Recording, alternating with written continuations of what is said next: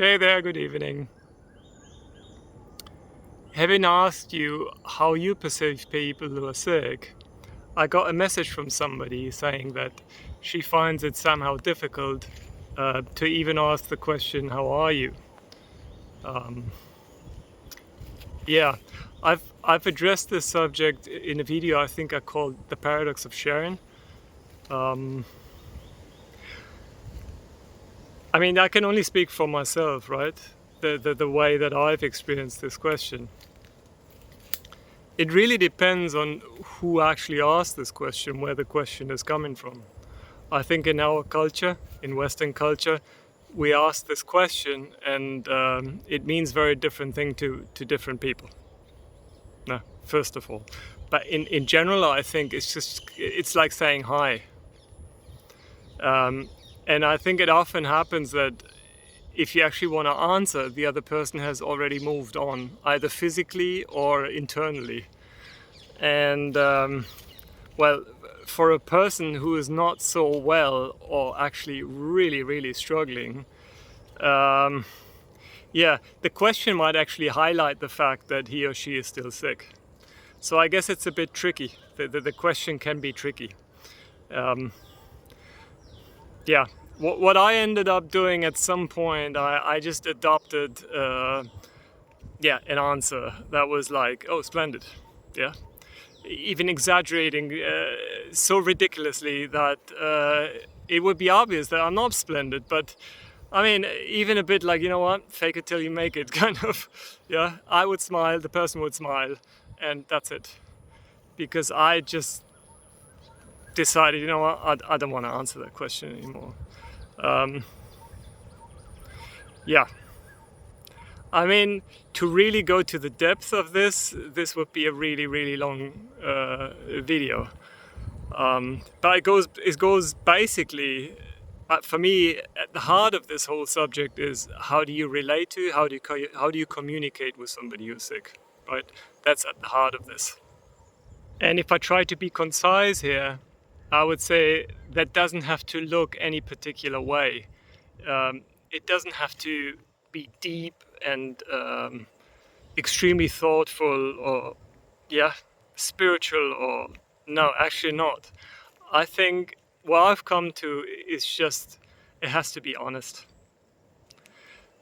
So whatever actually is on the table, I think that's what needs to be communicated. And if what's on the table is lightness, then that's beautiful. Then let's be light. There's a German word which is called Mitleid.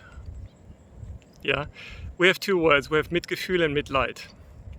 So one would be like to have compassion, and the other one would be like to feel sorry in a way, but actually more like to it's literally would be like to co-suffer.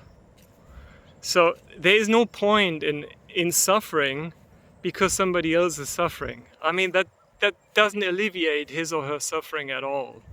And I think I've mentioned this a few times already.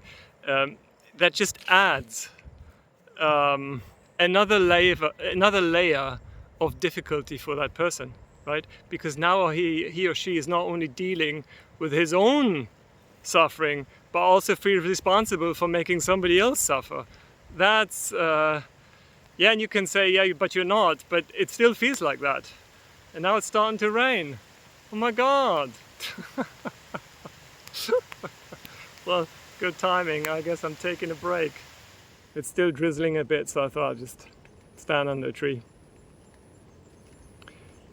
Yeah, there's a fine line between somebody being indifferent, not caring, looking the other way, just continuing with business as usual, out of lack of compassion or maybe overwhelm or whatever. Okay? There could be denial, okay, that this is even happening to another person. All right.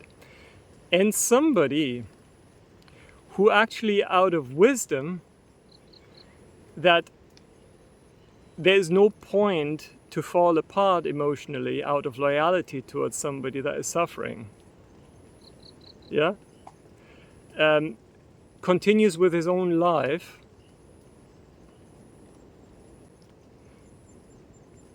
and is compassionate, but at the same time is still able to be happy. It might look very similar actually from outside, but there's a fundamental difference, right? Because that person will actually be able to attune to the person who is afflicted, be compassionate, be really present and attuned, because the capacity is there. So I know I'm coming back again and again to the same topic again, because I think that's at the core. And out of that, from that point, we will also communicate, right?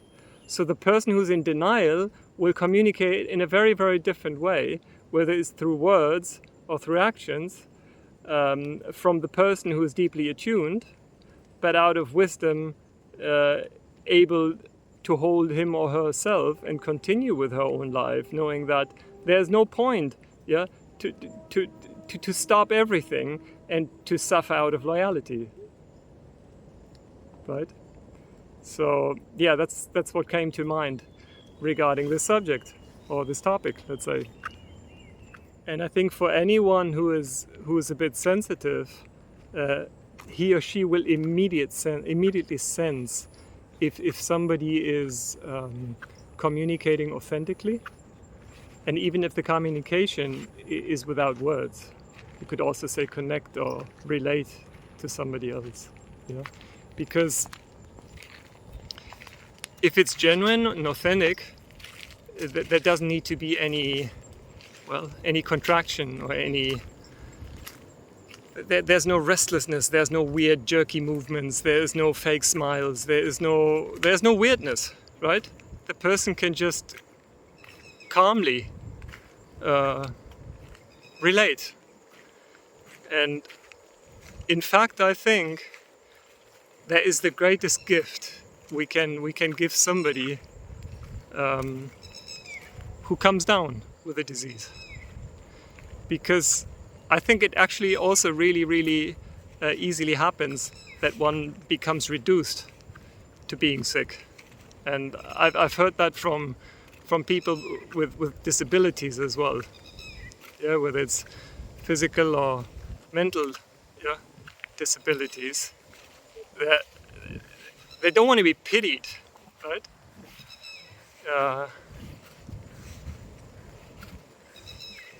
Yeah, I think it's much easier for them if somebody approaches them with an open heart, and I guess what it comes down to is who's actually uncomfortable, right? Because if we approach somebody sick or somebody handicapped or somebody whatnot, yeah, and we are uncomfortable, well, probably we make the other person uncomfortable as well. I think that's what it comes down to. Yeah, I'm just thinking aloud here.